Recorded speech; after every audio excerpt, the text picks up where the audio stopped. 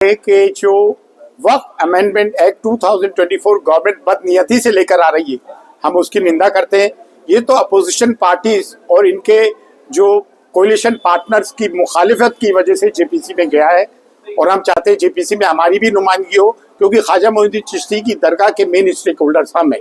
और जहाँ से ये लोग जाके दीवान और उनके बेटे नसरुद्दीन अपने आप को स्पिरिचुअल हेड कहते हैं और हर एंटी मुस्लिम एक्ट और ऑर्डिनेंसेस को सपोर्ट करते हैं गवर्नमेंट की गुड बुक्स रहने के लिए, हम इनकी मजम्मत करते हैं। ये किसी किस्म के स्पिरिचुअल हेड नहीं है। स्पिरिचुअल हेड ख्वाजा मोइनुद्दीन चिश्ती हैं, और नसरुद्दीन की तो according to Dargah Khwaja Sahab act दरगाह में कोई लीगल हैसियत भी नहीं है। हर मुस्लिम, ये मीर जाफर और मीर सादिक कुछ और ऑल इंडिया सूफी सज्जादा नशीन काउंसिल में वो लोग हैं जो दीन और मिल्लत के इस्मत फरोश हैं और मफाद परस्त लोग हैं जो कौम को गुमराह कर रहे हैं। इस वक्त तमाम मुस्लिम उम्मा एक प्लेटफॉर्म पे, और हम ये अल्लाह की राह में एक बनाए चैरिटी करते हैं हम रिलीजियस पर्पस के लिए। और सबसे बड़ी बात, हम इसमें किसी नॉन मुस्लिम्स को नहीं चाहते, ना डिस्ट्रिक्ट कलेक्टर को चाहते हैं। कि चाल चरित्र चेहरा गवर्नमेंट का सामने है। पिछले 10 साल से एंटी मुस्लिम एक्ट और एंटी मुस्लिम ऑर्डिनेंसेस लाया जा रहा है, और जो एनआरसी से हमारी सिटीजनशिप छीनना चाहते थे, इससे हमारी मिल्कियत, लेकिन ये अच्छा हुआ जेपीसी में चली गई। लेकिन इसके अंदर हमारे लोगों का भी कसूर रहा है जो औकाफ में रहे। औकाफ राजस्थान किसी स्टेट का औकाफ बोर्ड हो या सेंट्रल वक्फ काउंसिल हो, गवर्नमेंट ही बनाती है और इसमें पिछ लगू मुसलमानों को डालती है। उन्होंने प्रॉपर्टी को खुद बुर्द किया। ये भ्रम फैलाया जा रहा है कि औकाफ ने गवर्नमेंट की जमीन पे कब्जा किया, जबकि हकीकत ये है कि औकाफ की जमीनों पे हुकूमत के दफ्तर मौजूद हैं और इतना कम किराया आता है, जिससे ये औकाफ की प्रॉपर्टी से हम मुसलमानों का उत्थान हो सकता है एजुकेशन की फील्ड में, मेडिकल फील्ड में। इससे देश का भी भला होगा, देश की भी उन्नति होगी।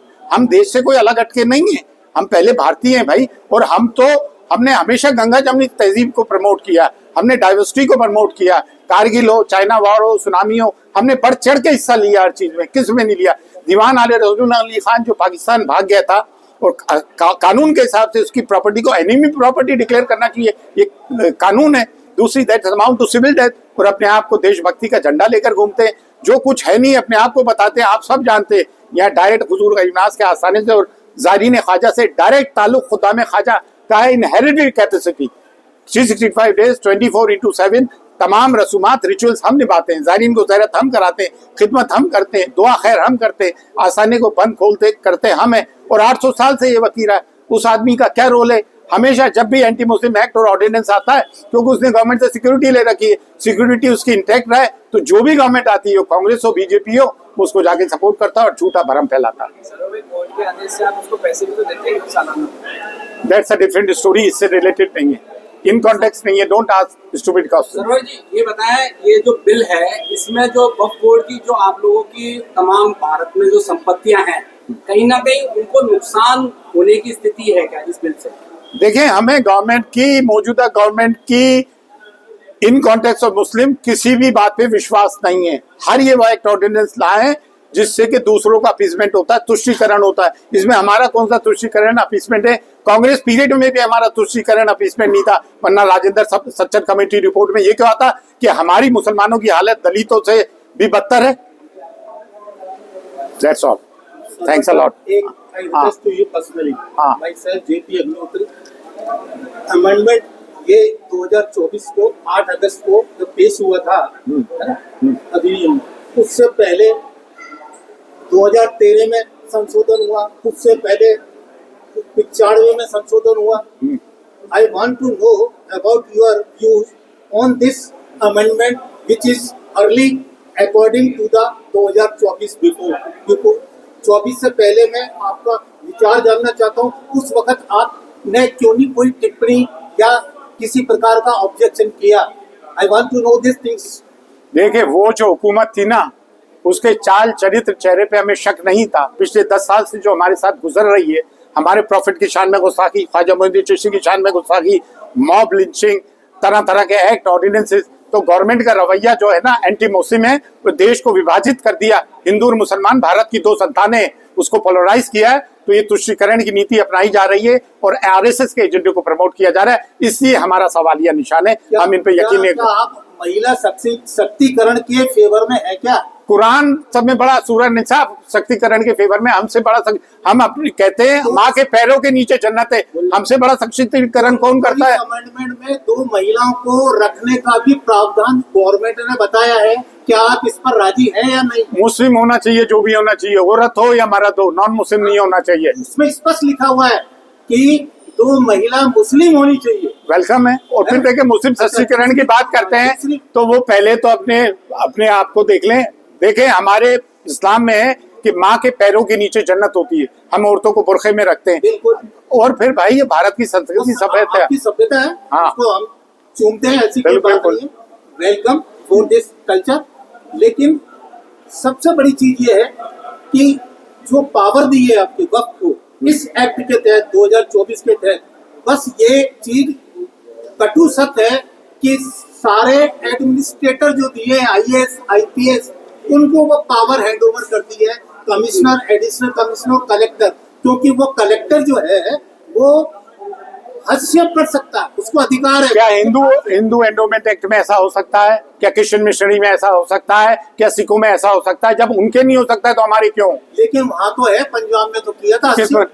देखिए नहीं, SGPC में नहीं है, क्रिश्चियन मिशनरी स्कूल में मैं पढ़ा हुआ हूँ, वहाँ नहीं है। हिंदू एंडोमेंट एक्ट में है, हम इसकी मुखालिफत करते हैं और हम 10 साल से सब देख रहे हैं कि हम यकीन नहीं करते। जितनी भी संस्था है उसके अंदर भी गवर्नमेंट ने एक्ट लगा रखा है कि आप अपने जो कमेटी है इसकी स्कूल की, उसमें भी आप जातिगत और धर्मगत ना होकर सबके प्रतिनिधि को मैनेजमेंट में रखें। क्यों रखेंगे भाई? ये मुसलमानों ने वक्फ की है प्रॉपर्टी, किसी नॉन मुस्लिम ने नहीं की, और अल्लाह की राह में की है। नहीं, हम नहीं करेंगे, ना होने देंगे इस चीज को। पारसी भी कर रहे हैं, कोई भी करे, हम नहीं करने देंगे। That's all। सरवर जी, दरगाह दीवान के बेटे के लिए आप कह रहे हैं उसको सरकारी सिक्योरिटी वगैरह दी गई है, हाँ। तो क्या उसका आप माननीय न्यायालय के समक्ष क्यों नहीं वाद दायर करते हैं कि क्यों? अरे इसमें बेचारा न्यायालय क्या करेगा? न्यायालय के पास बहुत सारे काम है, ये एडमिनिस्ट्रेटिव और पॉलिटिकल मामला है। जो भी दिल्ली में पार्टी आती है उसकी चापलूसी करते हैं, अपनी सिक्योरिटी को इंटैक्ट रखते हैं। यहाँ ये 800 दरगाहों के हेड होने के क्लेम कर रहा है, ये यहाँ खुद ख्वाजा मोइनुद्दीन चिश्ती की दरगाह में सिक्योरिटी लेके आते हैं। लेकिन साहब आपके एडमिनिस्ट्रेटर तो IAS ही तो है कि नहीं? यहाँ कोई IAS नहीं है। यहाँ हकीकत ये देखिए, ये कोई ताजमहल, कुतुब मीनार, लाल किला नहीं है, ये एक धार्मिक और आध्यात्मिक जगह है। ख्वाजा मोइनुद्दीन चिश्ती ने यहाँ कलमा पढ़ाया है इस्लाम का। यहाँ जो इंडियन सब कॉन्टिनेंट में 70 करोड़ मुसलमान है, ख्वाजा मोइनुद्दीन चिश्ती की देन है, और हम उस लेगेसी के कस्टोडियन है। और अब मुसलमानों पे कोई बात आ गई तो हम ही आवाज उठाएंगे। That's our duty। Her act के पीछे मेरिट है, लेकिन साहब उत्तराधिकारी जब हमें JPC में 2003 में JPC में हमारा भी रिप्रेजेंटेशन था, जब जाएंगे तो हम अपनी बात पावरफुल तरीके से रखेंगे। हाँ, NRC में क्या नुकसान हुआ था जिसका आपने NRC तो ये इम्प्लीमेंट नहीं कर सके, CA लाके। हाँ, आपने इसमें प्रेस नोट में कहा है जिस तरह से NRC के माध्यम से हमको बाहर निकालने का प्रयास किया है, उसके माध्यम से हमारी जमीनें हड़पने का प्रयास किया है। इस तरह से NRC में कुछ हुआ तो इसमें क्या होगा, आपको क्या लगता है? नहीं जी, गवर्नमेंट लाना तो चाह रही थी, CA लाकर NRC का मतलब यह था कि सिर्फ मुसलमानों को हटा के तमाम नॉन मुस्लिम को ले लिया। तो अगर NRC लाते हैं तो उनके पास तो ईजी होगा, हमें तो सर्टिफिकेट दिखाना पड़ेंगे, बर्थ सर्टिफिकेट, बाकी को तो नहीं दिखाना चाहेंगे।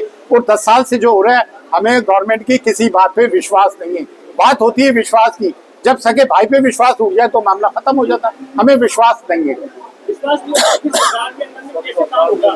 काम तो क्या होगा, क्या हो रहा है? हमारे प्रॉफिट की शान में गुस्ताखियां हो रही है, बाप लिंचिंग हो रही है, लव जिहाद। अरे लव में तो वफाई और बेवफाई होती है, जिहाद कहाँ से आ गया भाई? बस दैट्स ऑल, थैंक यू। कल जो फैसला मतलब अभी वो फैसला आया था 1992 को लेकर, no more question, no more question.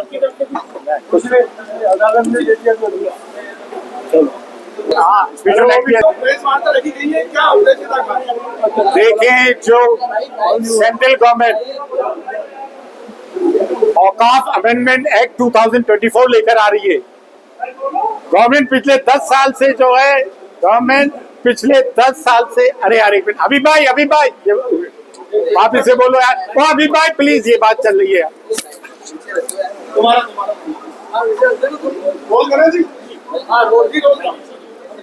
देखिए ऐसा है, औकाफ अमेंडेड एक्ट 2024 जो गवर्नमेंट लेकर आ रही है, हम उसकी घोर निंदा करते हैं। ये तो अपोजिशन पार्टीज और उनके जो अलाइन पार्टनर्स हैं उनकी अपोजिशन की वजह से जीपीसी में गया। जीपीसी जब हमें बुलाएगी हम अपने रिजर्वेशन उसमें रखेंगे। और जो मुसलमान इसकी हिमायत कर रहा है वो मीर जाफर और मीर सादिक है। 10 साल से जितने भी एंटी मुस्लिम एक्ट और ऑर्डिनेंसेस आ रहा है उनको सपोर्ट कर रहा है। ये अपने आप को जाके स्पिरिचुअल हेड बताते हैं, जबकि ख्वाजा मोइनुद्दीन चिश्ती स्पिरिचुअल हेड है। नसीरुद्दीन जिसकी दरगाह ख्वाजा साहब एक्ट के हिसाब से दरगाह में कोई हैसियत नहीं, कोई एक्ट में ये धारा नहीं है कि वो मौजूदा दीवान सक्सेसर अपॉइंट कर सकता है अपनी जिंदगी में, जबकि 2018 में उन्होंने प्रेस कॉन्फ्रेंस करके कहा कि मेरा कोई सक्सेसर नहीं है।